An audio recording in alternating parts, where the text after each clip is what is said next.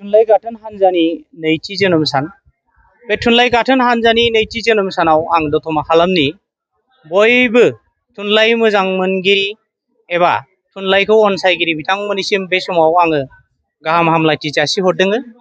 जोंनि थुनलाइ गाथोन हान्जाया जोनोम मोनदोंमोन थांनाय 2024 मायथाइनि 24 अक्ट' जुलाइआव।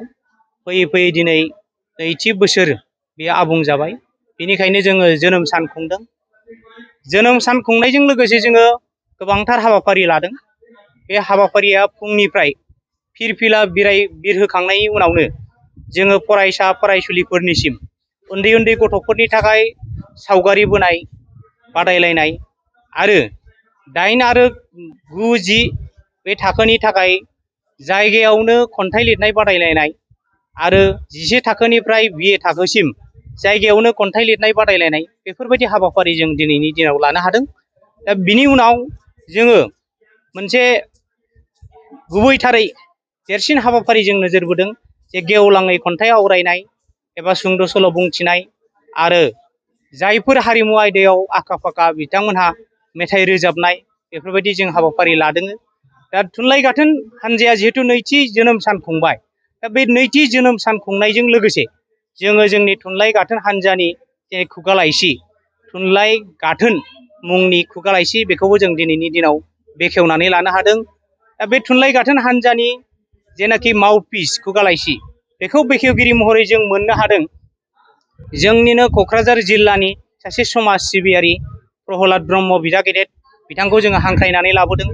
बिथाङा जोंनि थुनलाइ गाथोन हान्जानि जेनाखि खुगा लाइसि राङारि अनसुंथाइ होनानै जों थुनलाइ गाथोन हान्जाखौ मदद होदों। बिथांनिसिमबो आङो दिनैनि दिनाव रोजा रोजा साबायखर जासिदों। आरो बे फुंनि हाबाफारियावनो जोंहा हांख्रायनानै लाबोबावदोंमोन जेवारि बाथि सावनाय।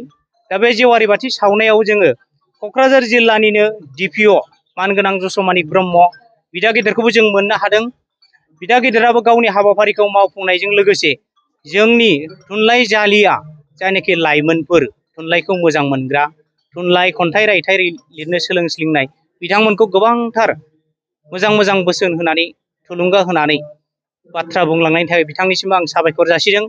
बेजों लोगोसे जोंनि हालामावनो थानाय गोबां थुनलाइ मोजां मोनगिरि साहित्य बान्था मोनगिरि आरो सुंद' सल' बान्था जेरेखम दा नीलकमल ब्रह्म सुंद' सल' बान्था मोनगिरि बिथांमोनखौ जों दिनैनि दिनाव मान बिलाइ होनानै बरायनानै लागोन। बेजों लोगोसे जोंनि हालामावनो थाखानाय खन्थाइ मोजां मोनगिरि सुंद' सल' मोजां मोनगिरि बिथांमोनहा जोंजों फुंनिफ्रायनो हाबाफारियाव हेफाजाब होदों आरो बायदि हाबाफारि बिथांमोनहा लालांबाय थागोन। दासिम हाबाफारिया सोलिगासिनो दं।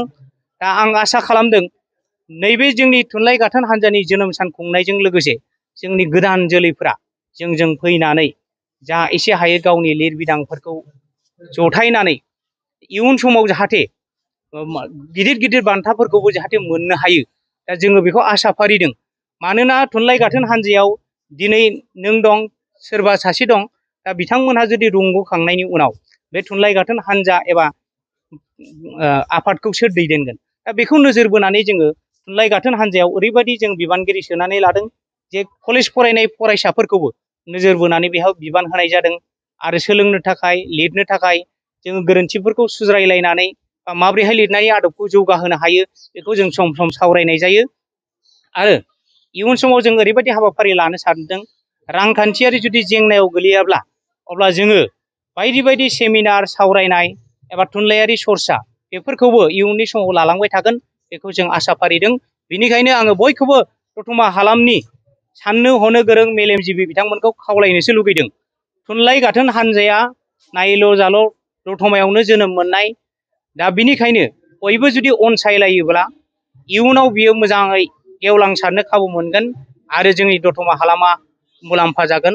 बेखिनि आसा फारिनानै आङो बयखौबो रोजा रोजा साबायखर जासिनानै दिनैनि बे थुनलाइ गाथोन हान्जायाव हेफाजाब होफैनाय आं बयखौबो फिन साबायखर बावनानै आङो एसेखिनिखौनो खावलायनानै दोननाय जाबाय।